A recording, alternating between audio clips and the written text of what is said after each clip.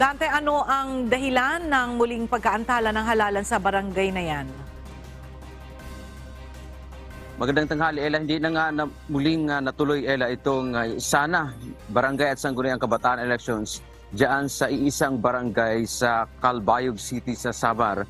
Noong unang araw ng eleksyon sana, no, Ella, noong Lunes, ay nagkaroon kasi ng harassment doon sa lugar kung saan may mga nagpaputok ng mga armadong grupo doon sa mga magsisilbi sana sa halalan. At kahapon sana, Ella, kung saan isasagawa yung halalan ay nagkaroon naman ng muling harassment doon sa mga election officer at maging sa mga kawani ng Armed Forces of the Philippines at gayon din ng Philippine National Police.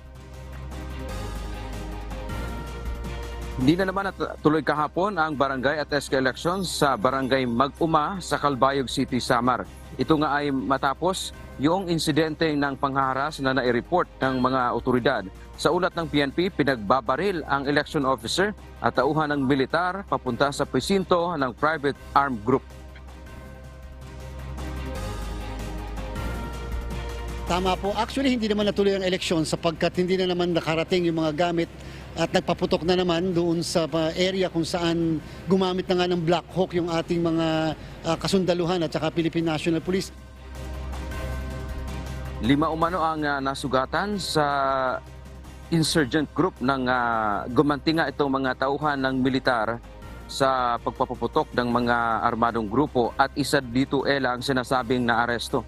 At patuloy ngayon ang investigasyon ng mga otoridad hinggil dito. Una nang hindi natuloy ang eleksyon noong isang araw dahil sa panghaharas din ng armadong grupo. Pero sa ulat ng Commission on Elections, kaninang pasado alas 7 ng umaga, Ella, ay nakapagsimula na ang botohan at ngayong araw din ay matatapos ang proklamasyon ng mga mananalong kandidato. Sa ngayon, batay sa ulat ng COMELEC, sa mahigit 42,000 na barangay sa bansa, ang barangay Nag-uma lamang sa Calbayog ang hindi pa nakapagproklama ng mga nanalong barangay at sangguniang kabataan elections candidate. Samantala, Ella, ngayon lang nagbigay sa atin ng update si Chairman George Erwin Garcia. Pasado alas 11 ngayong umaga, Ella, ay nagsimula na ang bilangan ng boto o canvassing dyan sa barangay Mag-uma sa Calbayog City, Samar. Ibig sabihin, ilang oras lang ang tumagal itong botohan at hindi na kailangang umabot pa ng alas 3 ng hapon.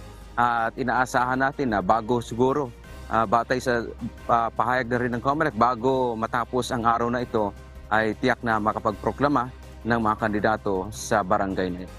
Yan man ang ating update mula dito sa Maynila. Balik sa iyo, Ella. Maraming salamat, Dante Amento.